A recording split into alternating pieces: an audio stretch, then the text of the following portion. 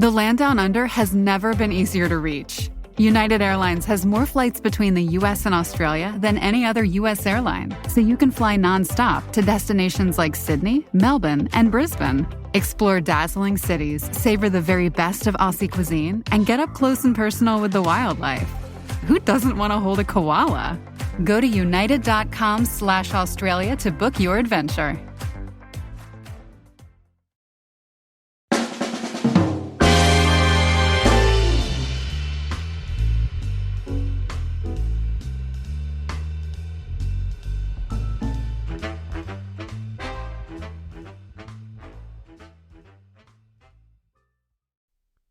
Welcome to the Well Seasoned Librarian Podcast. I'm your host, Dean Jones. This is Season 14, Episode 18. Today we're diving into the heart of the South with Anne Byrne's Baking in the American South. More than just a cookbook, this is a captivating exploration of Southern culinary traditions. With stunning photography and personal stories, Byrne brings the flavors of the South right to your kitchen. You might recognize Anne Byrne's name from her popular cookbook series, like The Cake Doctor. I'm thrilled to have such a prolific author on the show. Her work is inspiring, and this notebook is truly exceptional. It's a must-read for any food lover. Baking in the American South also pays homage to the significant contributions of African-American cooks in Southern cuisine. This book is a treasure trove of recipes, history, and insights. Whether you're a seasoned baker or just starting out, it's a must-have. Without further ado, I will now take you to my conversation with Anne Byrne. Welcome to the Well Seasoned Librarian Podcast. I'm your host, Dean Jones. Today, we have a deep dive into the world of culinary literature, exploring recipes, stories, and the authors behind them. Join us today as we uncover the secrets of baking from a Southern... let me start again. I'm so sorry. 3, 2, 1. Welcome to the Well Seasoned Librarian Podcast. I'm your host, Dean Jones. We have a deep dive into the world of culinary literature today, exploring recipes, stories, and the authors behind the books.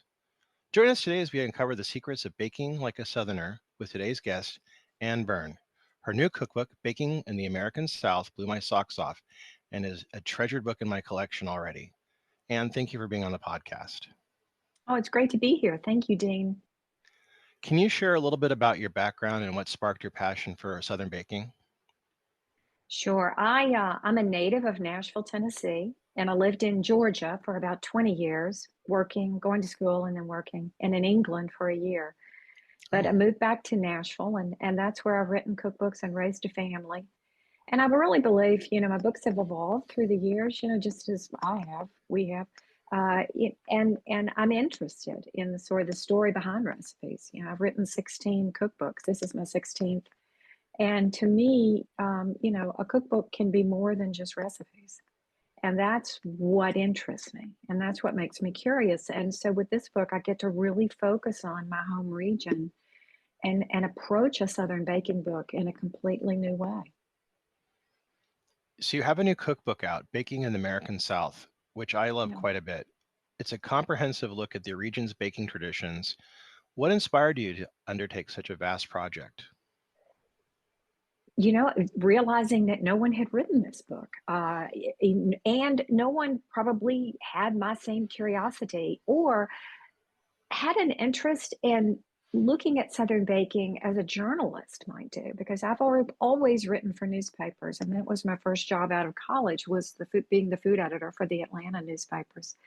And so, I'm very comfortable and accustomed to interviewing people and digging down and finding out a story.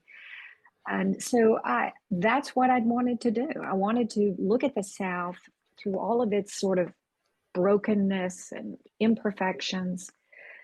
It still is the first and the finest style of baking in our country. What is it about the South that has birthed such a fabulous style of baking that has endured centuries? And what can we learn from that? And then from the recipes that are just wonderful, what can we learn about the people who made them? And the land, that produced the crops that went into the wheat and the corn and the biscuits and the cornbread. What can we learn about that? And what does that tell us about Southern culture? And what does it tell us about human nature? And that's really why I wrote the book. This book, in addition to having some glorious recipes in it, it has a lot, it is populated with a lot of really amazing people. How did you approach researching and developing the recipes for this book and interviewing the people? It was like a big crossword puzzle, really. I knew that I wanted to cover 14 states. I knew I wanted to cover the past as well as the present. So I started writing down recipes and people who I knew needed to be in the book, such as Edna Lewis, Mildred Council, John Edgerton. These people just kind of their names rolled off my tongue because I knew them. I knew their role either in baking or in Southern culture. And then there were those foundational recipes of Southern baking, like custards, custards that go into ice cream, custard that would go into a creme anglaise, what we call in the South boiled custard, which is like eggnog, what you drink at Christmas. And then pound cakes and custard pies, angel food cakes. So those sort of foundational recipes, I knew I wanted those, but I also wanted to branch out. And I wanted to be surprised by recipes, which I was, especially when I got to Arkansas. I didn't realize I didn't really know a lot about Arkansas baking, but I learned about it. And I learned what an interesting state Arkansas is because it's such a crossroads.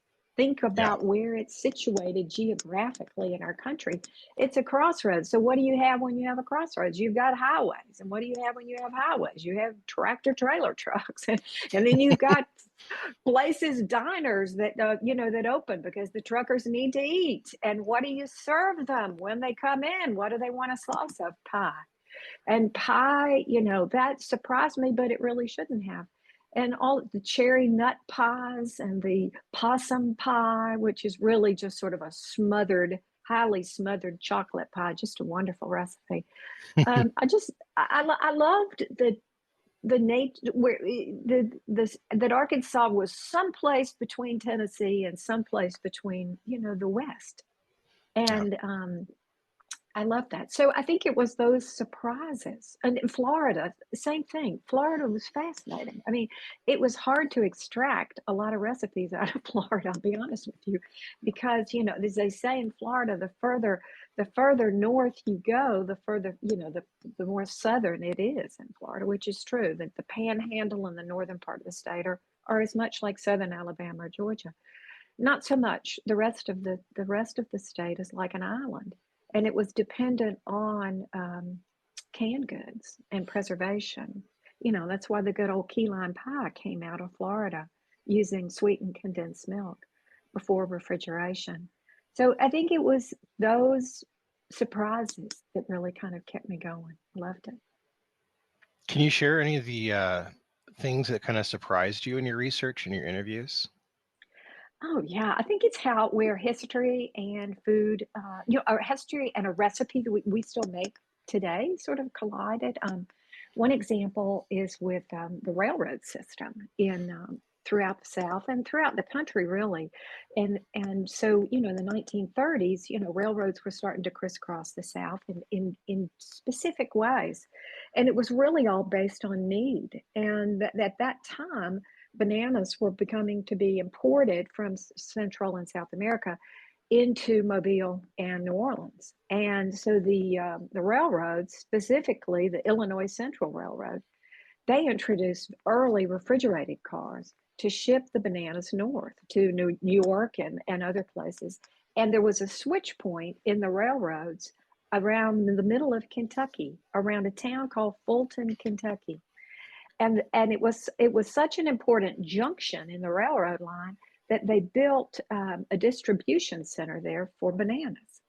And one thing I've learned about bananas, the people who grew up in Mobile or New Orleans or in Kentucky, that they never paid for bananas. Bananas were just something, they were dropped on the dock or at the whatever, and people pick up a banana and everybody ate them if you lived near where they came into our country.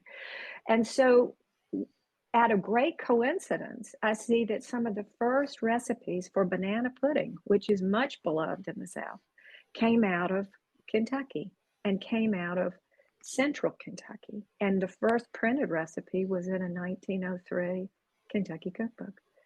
I think that just blew my mind how, technology can affect, a recipe that we still make all the time. And other examples are refrigeration, and how refrigeration, electricity, it all came into a lot of rural areas of the South late, like 1950s. But refrigeration really came into most homes in the South during the Depression years, and how people were willing to fork out money that they didn't have for a refrigerator, a home refrigerator, because it was a game changer, and it allowed women to work because food could be prepped, could be made ahead, could go into the refrigerator. And it was so much more advanced than the old-fashioned ice boxes where you had to pay for ice delivery. But it made the chilling of food and the preservation of food available to everyone, regardless of social class. And I think that the icebox cakes and the do-ahead cakes and pies, and how we make bread in the South, which is a very sticky dough that yields really light and fluffy rolls. But unless you have a refrigerator to put that dough into and let it rest overnight so you can cut it out and work it in the morning, it's unworkable. Yeah. I'm sorry. Go ahead. No, I was going to say, I found that these examples of history and culture intersecting with recipes were just everywhere. I know that if you've ever been lucky enough to have somebody leave a cookbook to you or hand down recipes in a family, sometimes if they're old enough, there's challenges in reading or adapting the recipes to a newer kitchen. Did you have any troubles like that, adapting some of the recipes for a modern audience? Yes, I did. And I think, fortunately, some people before me have come up with some really good system of telling you what is butter the size of a walnut Yeah. and how much a gill is.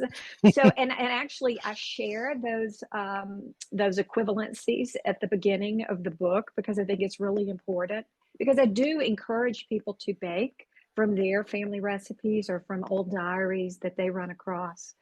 But I think the great unknown is how people measure. And I think unless you've watched someone cook, grandmother and aunt, you don't really know how they measured flour, for example. I know that my grandmother, I do remember her using Swansdown cake flour out of the box, red box, and that she used a little sort of aluminum cup measure that probably came with the flour. It probably was, an offer if you so many boxes of, Yeah. of Swansdown and you get your free cup measure. But I can tell you that's what my grandmother used. And so how do we measure that today? That's the great unknown. And that was why it was really important. This book is still a cookbook. Yes, it's a history book, but it's still a cookbook, and it's a baking book. So I took the recipes very seriously. Old recipes had to be tested and retested so they work.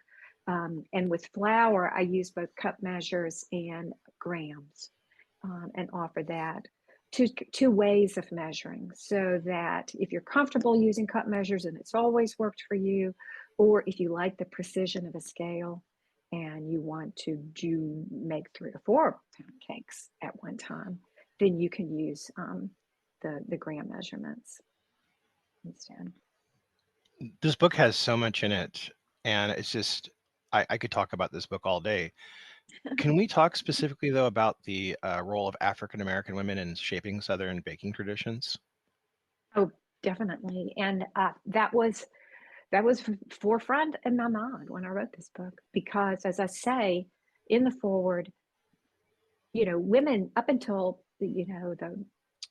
women had the right to vote, and women entered the workforce during the hard times of our country, their first names were not used. They went by their husband's initials, and I'm talking about white women. And then Black women were not mentioned at all, and their contributions to family recipes. But I think a lot that has really greatly changed. It was important to me to find women who had made contributions not only on a national scale, but also just to family life, and maybe women who had baked for other people and cooked for other families, and then had to go home at night to their own children and bake and cook in their own kitchen. And I also realized that a lot of the recipes that I grew up with, that brought me joy, might have been recipes that some women would have cooked because they had to, and there was no joy involved. Yeah. And I think that those were telling times. But the women that come to mind really are Edna Lewis of Virginia, and her early writing about Freetown and the town in Virginia where she grew up that was settled by the freed enslaved. Lena Richard of New Orleans, who, was born in 1892. I think she died in the 1950s. I mean, she was a caterer, she was a cooking school teacher, she wrote a cookbook, and she was a chef on television in New Orleans, in the 1930s. And then you had Sonia Jones, who today runs a bake shop in the Sweet Auburn area of Atlanta, who was raised in Southwest Atlanta, where, Andrew Young and Maynard Jackson came from, and the early mayors of Atlanta. She was there before Atlanta was segregated. She grew up in segregation in Atlanta, but she grew up there before Atlanta was really divided into district, into the black area of town, the white area of town, because of the highway systems that crisscross. Yes. If you've ever driven and been stuck in traffic in Atlanta, you know what I'm talking about. Oh, yeah. And so Sonia just offers such insight as to what it was like to walk, in her Sweet Auburn neighborhood and to not be able to shop for a coconut cake at Rich's because she was Black. I talk about Zephyr Wright, who was the cook for the Lyndon Johnson family, who, when he was president, she could not travel with the first family from Texas to Washington, D.C., and had to have her own transportation. And because it was during the time of Jim Crow laws. So she told President Johnson these stories, and he said that she influenced his signing of the 1964 Civil Rights Act. Wow. So it's powerful what Black women have done and contributed in the South when it comes to baking, and not just the labor and the creativity in the kitchen, but because they had to. Wow. Your book features a stunning array of photographs. I think for me, it just wasn't the food photography, which is luscious, but also the loving photos I've seen taken of so many people who contributed to the book and stories were told in the book. How important was getting that across in your work? Did you have a hard time conveying that to the publisher, or did you have a good team working with you on that? No, the publisher got it. I think that so. I definitely wanted a mix. You can't write about history without showing some history, right? You can't write about people. If there'd been more pages in the book, if I'd had more space, I would have had a photo of every person. Now we don't have photos. For example, we don't have any photos of James Hemings, who was Thomas Jefferson's cook. Yeah. And I have his snow eggs recipe in the book. Could not find a recipe of him, but I had to hire a researcher to help me find these photos that are out there, the ones that are under public domain. I was fortunate to work with some very generous people, at presidential libraries and university libraries, who were just thrilled that a part of their collections were going to go into this book, and so they waived fees for me. I did have to pay some fees along the way for a picture of Minnie Pearl and maybe some Martha White memorabilia, because those photographs and all were taken by a photographer who's deceased, but all of they are still owned by his trust, I suppose. So it got really complicated toward the end. I think if I had known all the specifics at the beginning, maybe I wouldn't have had such lofty dreams. But once we were in it, we were in it. Yeah, we got him. Your book explores the cultural significance of baking in the South. Can you share any particularly moving stories that you encountered? I mean, I know you probably have a million, but if you could maybe share a couple from your research that we'd like to hear. Yeah, well, just in a general sense, the milling of corn. I didn't realize how important corn was and how corn grew everywhere in the South. Oh, yeah. And a lot of parts of the country. And so corn was just like people would have a patch of corn growing in the backyard. They would some people would mill it themselves, or they would take it to a community mill, and the importance of the mill as to like the center of, as being the center of that community.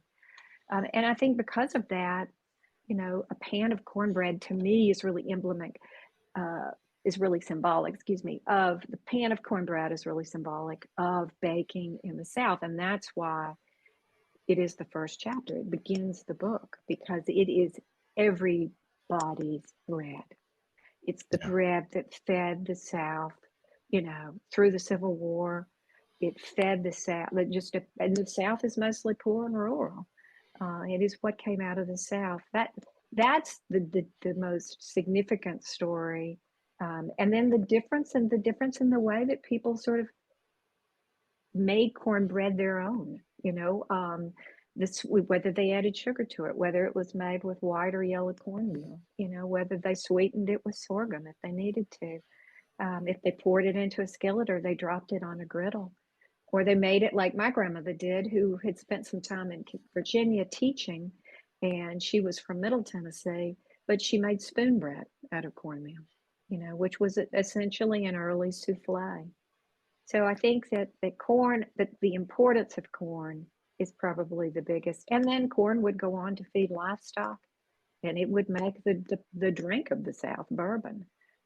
And I do have recipes in the book, of course, that contain bourbon and also contain moonshine, and how people could take a crop of corn and have it distill it into moonshine, and was a lot more profitable than selling corn. And I talk about the importance of corn to the people in the mountains in Appalachia.